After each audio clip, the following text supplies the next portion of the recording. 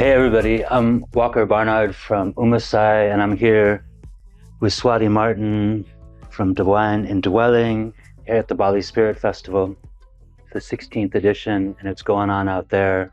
We had a beautiful first night last night, and this is my first time back to Bali in 2 years, and I'm struck by how special this festival is. It's been, in a way, my home. I've worked on it in different years, played on it for years. So many of my friends and collaborators artistically are involved in it. And I really see its impact over time in how it affects the community and is kind of a beacon out into the world. And so, yeah, we're here in the midst of this festival and getting into a conversation kind of centered around the theme of the festival, which is come together. And so, in a way, we can start with that and, dip into what come together is. So, Swaady, for you, how does that hit you? Such an inspiring and hopeful uh, theme together around this year, especially as we've been witnessing so much changes, but also so much hard realities. And so this theme is just two simple words, but it actually um, encompasses so much. And I received it as both an invitation, a personal invitation of the inner, of course, as a lot of us here in this community, especially people who are here at the festival, I think we're all on this really inner journey to be the change that we want to see. And also as a collective invitation. And so the coming together for me at an inner level, what is it prompted is what are the parts of me that I've left that I need to bring back together to become whole again and to actually be the peace I wish to see. Because really the theme for me this year is really around peace. Really that wish and that prayer for the world around peace. And so the peace starts with reconciling with all these parts of me, bring them back together, come together, talk to these parts of me that I've left, that are here and there, and just inviting them to come back and to become whole again. So, I love that you bring it back to self and to center. In a way, for me, come together. It's a statement about coherence. And where does coherence start? But with the self, and then from that we can bring it out into our family, to the close people around us, and then to our community, and then from there to the world. This it's a very fractal theme in a way, because then it's like there's also like one of the things that really strikes me is that people come to Ubud now to do yoga teacher trainings, to get deeper into meditation, to step out of the default reality out there and find this other way of life, this other opportunity. And here at the Yoga Barn, it's been creating this context for so long, and then that sits on top of the prayer field that the Balinese have cultivated for like hundreds and hundreds of years. And so really, like, what this is it's such an exquisite expression of humans intentionally creating a frame for living together. And even when we think about like the Balinese social organization on the Banjar, like the Banjar means it literally means when all the people are together. And so it's such an apropos title, especially as we see so much separation in the world. It's such a powerful meditation. And again, thank you for bringing it back to us, because especially if we have the ability to perceive all of this, then we also have the responsibility. Yeah. yeah, with privilege comes responsibility because we're very privileged to be here, to be on a beautiful land, and also to be in a land where people actually have welcomed us. And that we really cannot take it for granted, that every day we are loved, we are nurtured, we are extended acts of incredible generosity and even altruism, solidarity with the Balinese community. And so the mindfulness that we cultivate in being here, in practicing meditation, yoga, and all these ancestral practices that we've inherited from our elders, from our spiritual elders, and from different lineage, we get also to really be that, and be also called to be that, and also to be accountable for that. With privilege really comes great responsibility, and I think that's an important reality and an important thing to really absorb. What is it that we are doing? Absolutely. There's so much 5D talk around here, which is super nice and very inspirational. And yet, there's heaven is here on earth now through our choice, through our action, through what we create. And so, could you speak more on the social responsibility aspect of that, or how you feel that? Because, like, I think that's something that as I kind of scan, Ubud being back now, I see a lot of people really at play in this new way of being that feels so liberated to them. And, there's this whole other side, about the effect of our, of our choices in the world. Well, I mean, I think a very powerful word that you just mentioned is coherence. And I think, we tend, it's interesting, we have several words that I feel are almost like becoming extinct from our vocabulary. And coherence is one that we may hear in this community, but it's not a word that is so common.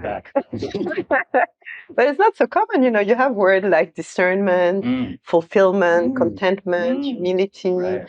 Contrition. You have words that we don't use anymore. And I think coherence is such a powerful word, because we can, say we're love, we can wear the slogans, but I mean, are we in coherence with what it is that we say, what it is that we it is that we preach? And in this particular world context around peace, it's all good to say I'm peaceful and meditating when nothing actually is disturbing your peace.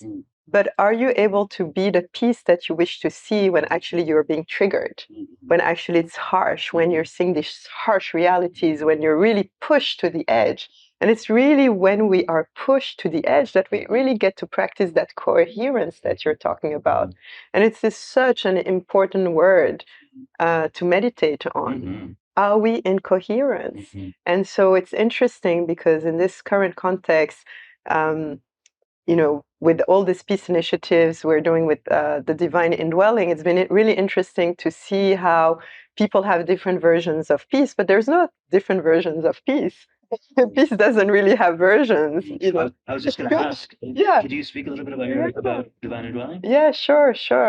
So Divine Indwelling is an organization that's really dedicated to interfaith harmony, religious literacy, and global peace in the end. And so it really stems from the observation that most of the world is actually religiously illiterate. So we don't know our own religions, and we don't know other people's religions. And about 85% of the world today identify as being part of a religion. And most of the conflict that we experience today also mostly have a religious aspect. And so it becomes actually a civic responsibility to become religiously literate.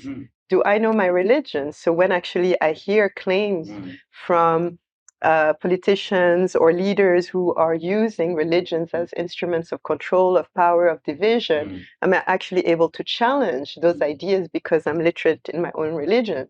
But also, if I'm literate in other people's religion, we combat prejudice. We foster understanding, compassion, respect. And so religions are not here to disappear. I think in the context of Bali Spirit Festival, we are celebrating our common humanity, and we're thinking beyond religions. But the reality of the world is that the majority of the world is religious, and religions are not set to disappear from any studies that are studying where humanity is evolving. So we actually have this civic responsibility to know each other's religion, so we can actually foster peace. And so with Divine Indwelling, really what we're doing is that we're trying to provide a platform where people can actually learn about different religions with really studied scholars and people who have been on this path for, who have spiritual maturity. Actually, that's the word that we use. And as we're speaking now at our World Peace Garden, we're actually leading a meditation with 3 Buddhist monks from Thailand. And every day we have about 3 meditations a day. Before that, we had a Christian rosary meditation, and before that, we had a Quran reading with a teaching. And all of that is also for people to experience these other religions and feel, actually, because it's one thing to read about it, hear people talk about it, have these preconceived ideas, but once actually you get to experience and feel it, and also hear from people who are practicing these prayers, rituals, it becomes more human. It doesn't become a concept, it becomes a lived experience. And so that's really what we're doing with Divine Indwelling. And that's really an initiative with Bali Spirit Festival in the theme of coming together. We co-created this space. So as we celebrate the joy, the togetherness, which is an energy that we need to keep in the world, at the same time, we're holding space for all of our sisters, our brothers, and our children who are and have been victims of war and conflict. And so we're holding these two energies in the festival. Yeah, beautiful. Well, it makes so much sense that we would be sitting here together. There's so many things come to mind as you were talking. I want to bookmark spiritual but not religious and that movement in the United States and kind of come back to it. But it's interesting that we're here together because I'm doing a project called Uma Sai, where we're going around the world and working with different indigenous and tribal people and making albums and documentaries to really give people a view of these other ways of being human that come from these unbroken ancestral lineages that are still thriving, still, under threat and have been through, many, in some cases, partial genocides, all kinds of things. But bringing this to people through, and we're going through music, and we're going through this very emotive way into it as music, the universal language, and then from that doing a lot of writing and these longer form documentaries. And the idea is to really focus on the ritual technology and kind of, in a way, we break religion down to the function of social coherence. Yeah. And that appears in many different ways. There are, the major religions, and these perform that function of social coherence on mass levels.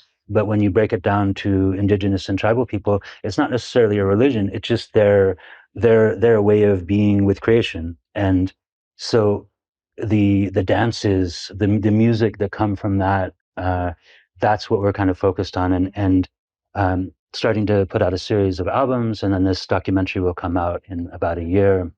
But it's really about a similar thing. It's like in this modern experiment of kind of this industrialized free market economy kind of thing that we're doing. That's I don't know how well it's working, but one of the things that happened in the move into that is people left where they came from. They left their relationship to the land. They left their relationship to place and all of the ritual and ceremony that came from that performed the function of social cohesion and giving gratitude back to the earth. And, now are out in this global diaspora that, in many ways, money is the highest thing, especially in a place like the United States.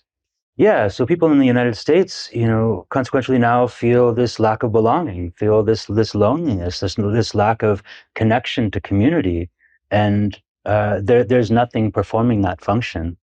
And I just got back from there, and I really feel it. And people, and this is back. Okay, so back to the spiritual but not religious movement. This is becoming a big thing in the U.S. where people are like, statistically, there's it's like 40% of people in the U.S. are spiritual but not religious. I think it's even more now, because they feel this connection, they feel this thing. But in the United States, in general, organized religion hasn't evolved in that same way. And whereas in other places where there's still a little bit more, I don't know, kind of traditional culture, and that framework is intact on a cultural level, it's different. But there it's Well, I mean, I think that it's like with everything, and things need to evolve. And I feel what is happening with religions is that these sacred scriptures are really timeless, and every generation has had to take the time and actually the commitment to really make sense of what it means for me today. And so we can't look at these scriptures and model our lives to concerns and ideas and context that are thousands of years old. And for me, my position, and I think it's your position and the position of many people on this planet, but definitely there is a position, is that I cannot complain if I cannot be part of the solution. And so I've witnessed that very thing that you're describing. I mean, I was not raised into any religion, but I did choose a religion much later in my life. But my passion always is to actually look at it and challenge it. What does it mean for me? How do we change systems from the inside, versus being outside of the system and basically just being, losing our agency? And for me, agency is actually critical. How do we reclaim our agency in everything that we do? And so, in reclaiming our agency to be artisans of peace, to be peacemakers, how do we develop this knowledge, this understanding of our own traditions and of others' traditions and belief, and how do we make change from the inside and be able to challenge? And so, if a religious leader or politician would advance some idea, I've been studying religions for 25 years now, and both, as a personal pursuit, but also at academic level. And I'm still studying for another. I'm actually this month graduating from one degree, and I'm doing another one next year. But for me, it's absolutely important to challenge. And I've been having conversations with bishops and authorities within the Christian organization, and I've been challenging them.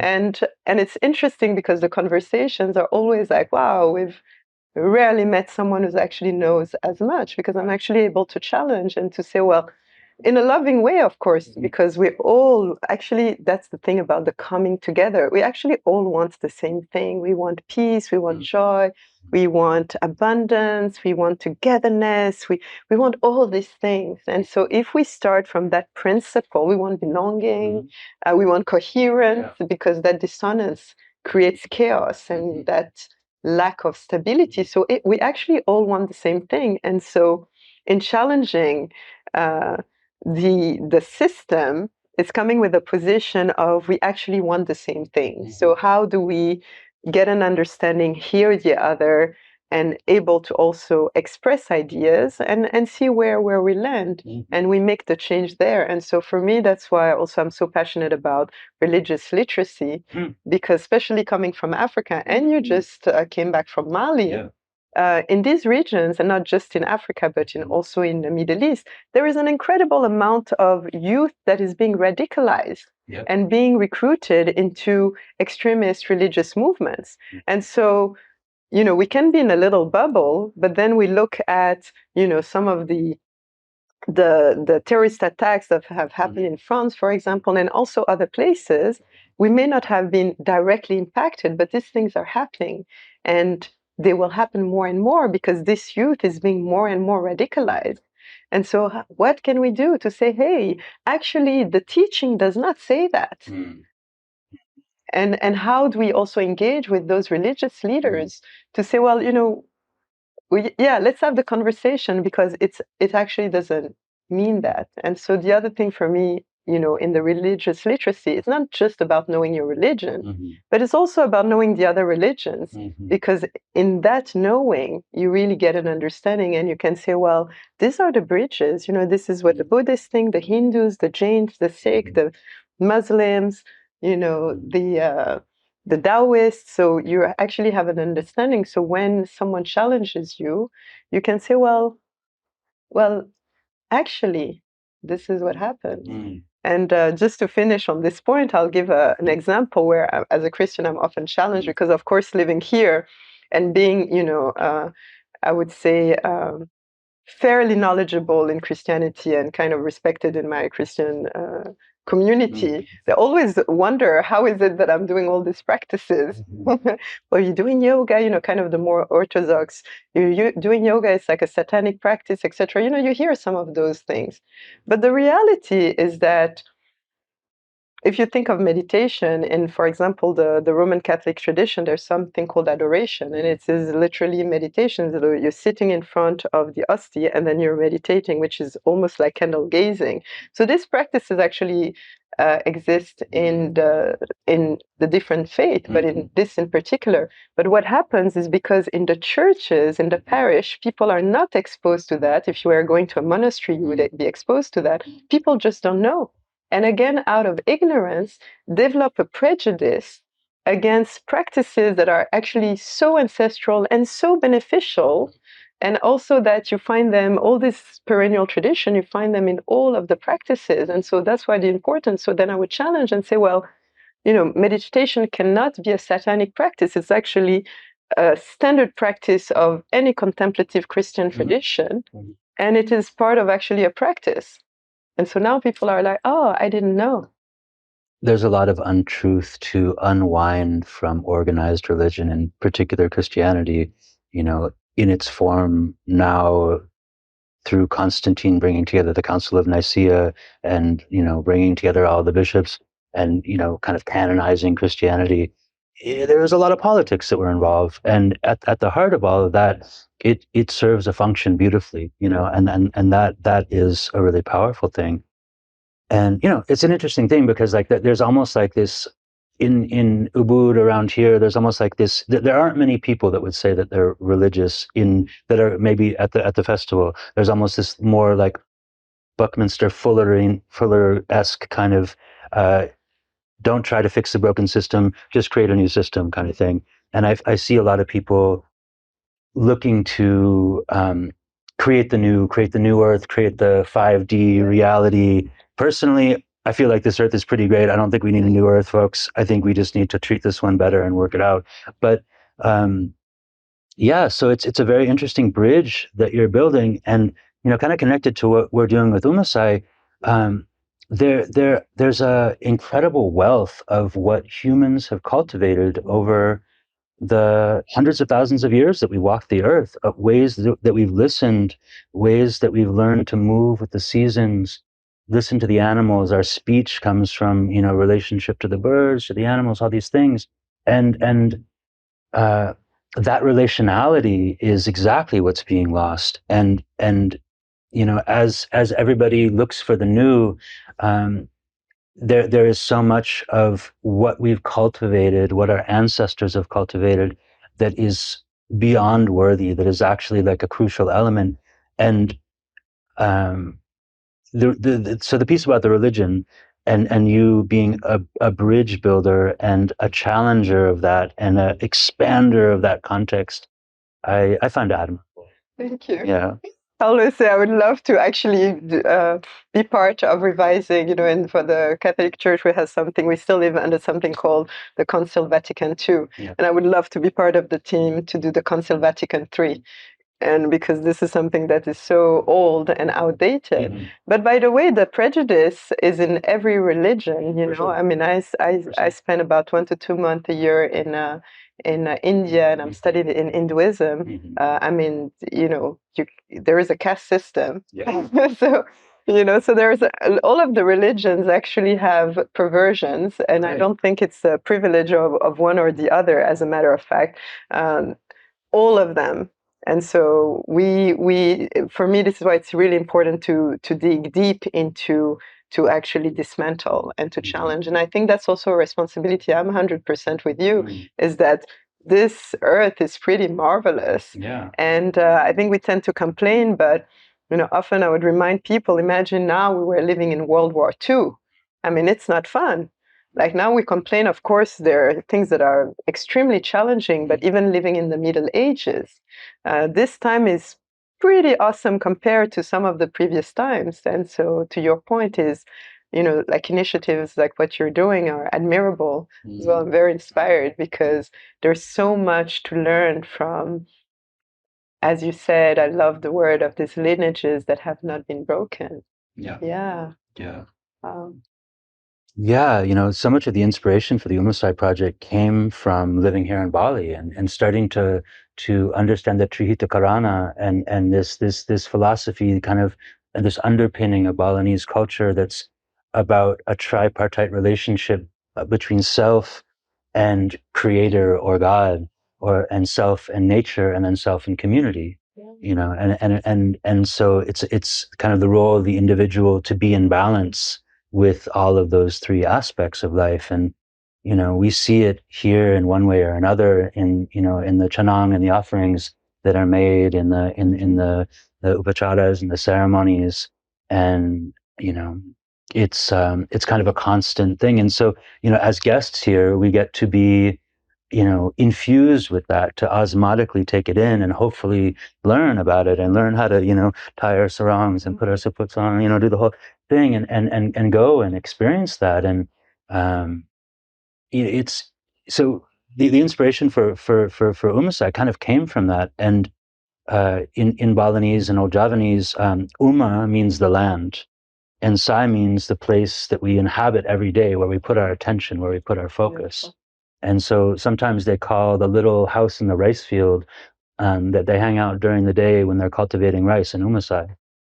And so it's kind of like this statement about, it's like our relationship to the earth, our commitment that we live here, we cultivate here, and that it's really a work in progress. Like we're in a moment now where actually, when I've been traveling the last 3 years quite a bit, working on this project, and what I see and what I feel everywhere I go is that people are amazing. People are so connected and actually like really gracious. And it's so we see all this stuff in the news, and there's absolutely crazy, horrible things going on. And I the people that I meet in the world are doing incredible things, and they're carrying people. And there's a lot of projects out there that that are making a difference. And it's almost like the next step is the networking of all of that, the interoperability of all these siloed efforts around the world,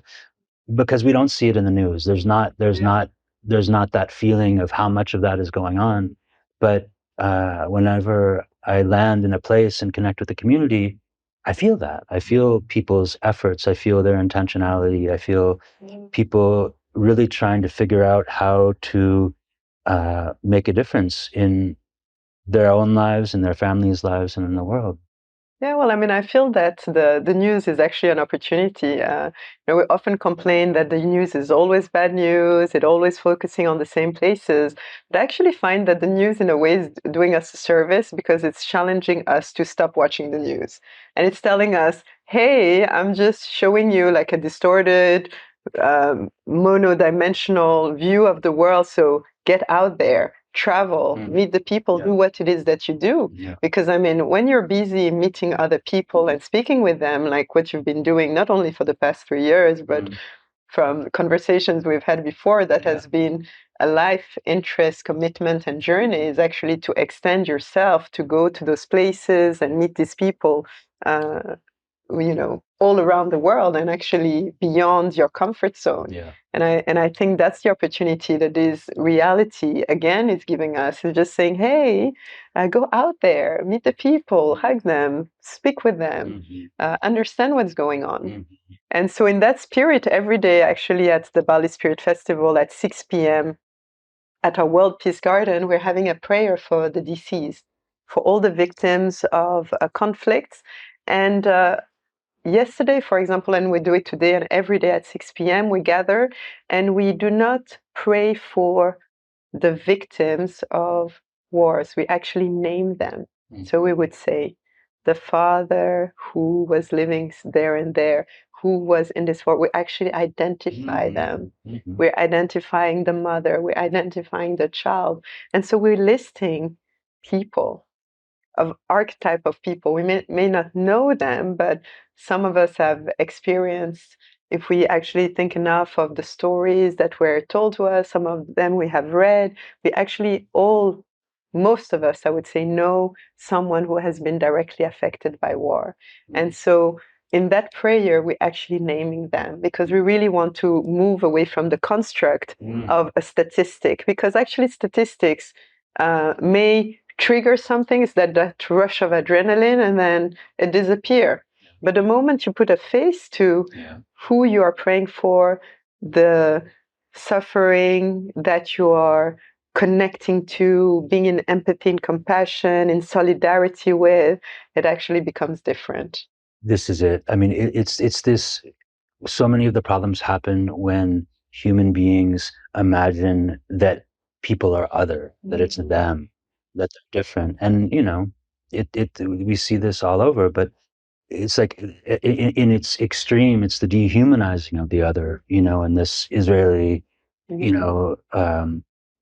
Gaza situation, it's like each side is, and we see this again and again and again. So yeah, it's really this understanding that we're all humans from different sides with different perspectives, and and something I think about it, particularly in terms of the Gaza and Israel thing and then looking back in human history, humans have walked for as long as there have been humans, and they've all of our ancestors have been settlers again and again in places around the world. And so the more that I understand about history, I'm like, why don't we all just come to this kind of gracious understanding that we're all guests here on the earth, that we're all going to be settlers somewhere, and so let's find a different way to work with the resources that we've been gifted by this earth that is our mother. Yeah, and it starts at an individual level. Yeah. I mean, history, as you just mentioned, I mean, there's so much to learn from history. And for me, I guess also coming, I would say, in the West African culture, and especially in my tradition, we have griots, which you've encountered, and I'm sure while you were in Mali. And so each family has a griot. And the griot tells the story of the lineage. So every time we have a big event, especially a wedding, the griots of the family would come, and then the griot will recount the whole history. And so that remembrance of how we are where we are, and that remembrance of the lineage is constant. And so the study of history, in a way, is very much part of the study, or the remembrance of history, and the wisdom that comes from there is very much part of my culture, of West African culture. And so, having also experienced war in West Africa, I grew up in a war-torn region, coups, and also that's been my backdrop of my upbringing has been war. So, from the moment I was born until I was 20, the backdrop of my life has been war. And so that experience, makes you very, I would say, it didn't develop anger. Of course, you go through different phases of frustration, anger, etc. But at some point, you're also exhausted of the frustration and the anger, and that's when the shift within happens. Like, okay, let me take a step back, and how can we do things differently? And actually, the only way is through extending to the other, is to changing our relationship with the land, as you said, is to changing our paradigms. What are those paradigms that we need to retire, update, transmute to actually manifest that what it is that we want to see? And so, I think when things happen from far, we sometimes we don't really get the full magnitude of it. But I mean, once you've experienced war, you know how what that is what you want to avoid at all costs. Because there's never a winner. No. There's never a winner in war, and it takes generations to actually heal from that. And sometimes, actually, most of the conflicts are just inheritance of wounds that have not been healed. This is the thing. So I've really been on this thing about epigenetics and about trauma, and about the epigenetic coding of trauma that's passed on through generations, and looking at how that kind of echoes out, how unwitnessed trauma makes it easier to dehumanize the other. And yeah, thinking about Gabor Mate's work and how even the word trauma, 10 years ago wasn't really part of the lexicon. People didn't throw that around so much, but now it really is. And, so like here we are at the Bali Spirit Festival, and there's, like yoga class, meditations, what you're doing, this incredible thing over here, all this music, all these people coming from all these places around the world and expanding into all of the myriad expressions here and all of the possibilities, and kind of picking and choosing the things that relate to them, stepping into yoga, stepping into this tradition, stepping into that. And, there's one part of me, as I deepen my knowledge of history and work with different indigenous and tribal people around the world, where I have such deep reverence for these unbroken ancestral lineages and for these ways and for their particular relationship to the earth and how they sing to it.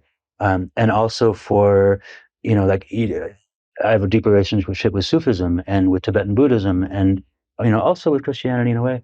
But so all these things like have such deep merit, and re-choosing all of this. We have this opportunity. A certain amount of people in the world have this opportunity to re-choose, and so we often, it's like our tribe here, and it's like it's our tribe of choice. We weren't born with these people, but through our journey, through what inspired us, we were led into a circle of peers where, like, hey, like, whoa, like we really feel this resonance, and so whether we like it or not, we're in a moment of re-choosing. We're given this opportunity, and and yeah, and so part of me is all about the new, and parsing out all of the old code and finding the operating software, human software that just runs better, where we feel better, where we move better together, but in the process not throwing out the wealth of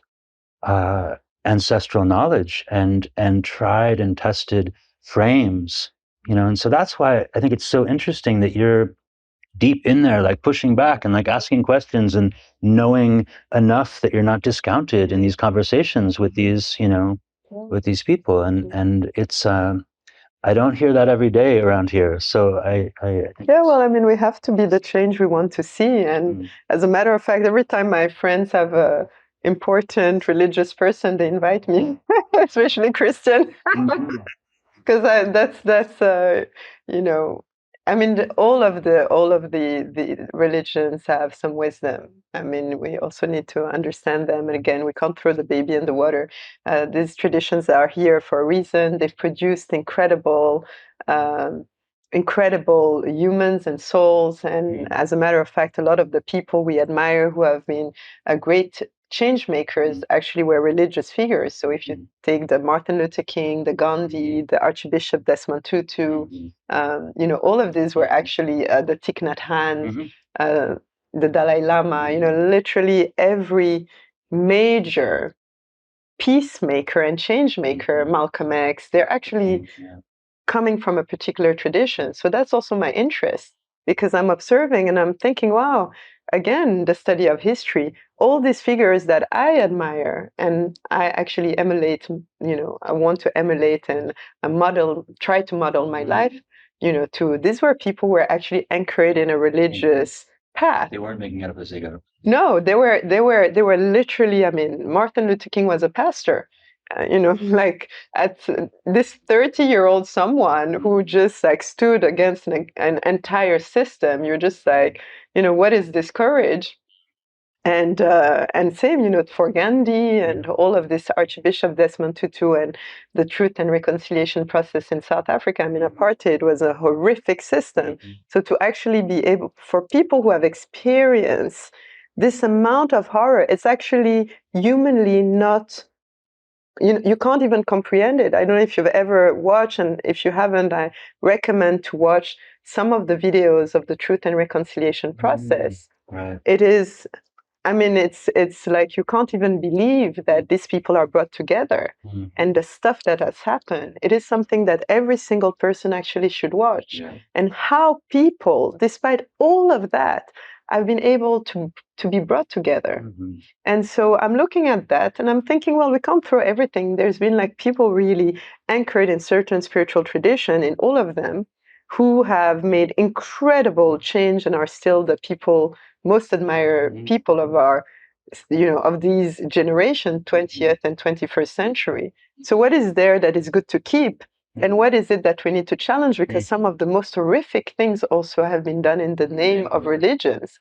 And so for me, it's like, how do we, it's the new, is what you're talking about, is what you're doing, is going to those places, meeting with the people, rehabilitating and saying, well, there is a wisdom with the earth, with all of that. How are we finding that? How are we uploading all this knowledge into our mainframe? And it's the same thing for religions. Yeah. And so at the end of the day, I think even at the Bali Spirit Festival, we can do as much yoga and meditation and everything, as Eckhart Tolle said, to know if you're enlightened, go and spend some time with your family.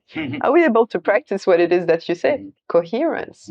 It all comes back, to this powerful word you just said at the very beginning. Coherence. Are we in coherence with what it is that we write, we preach, we post on social media, we practice? Yes, it's great. We're at Bali Spirit Festival. We're here. People are heart open. We love each other. We're all that tribe. But what happens when we step out? What happens when we see the news? What happens when someone, we're in the car, drives past us? What happens? Are we screaming? Is it the first thing that we're extending? Is our frustration, our impatience, our lack of creating bridges? And so that's really what all these practices are about. Really, for me, I see the Bali Spirit Festival as an incredible opportunity to remind us what is possible when we come together.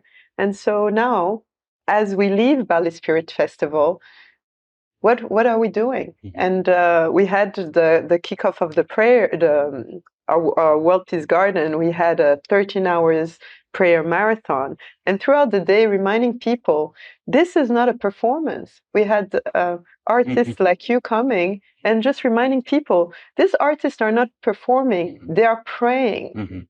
This is not a performance. We're not just here to, and we're not here to entertain ourselves. It is a prayer, and life is a prayer. So we're here at the Bali Spirit Festival. Are we able to hear the music, commune, dance, meditate as a prayer, which is really going to transform us from the inside, so we can go and show up as these peacemakers, as these bridge builders, and have the courage to do so, because no one is going to change the planet but us, really. No, it's true.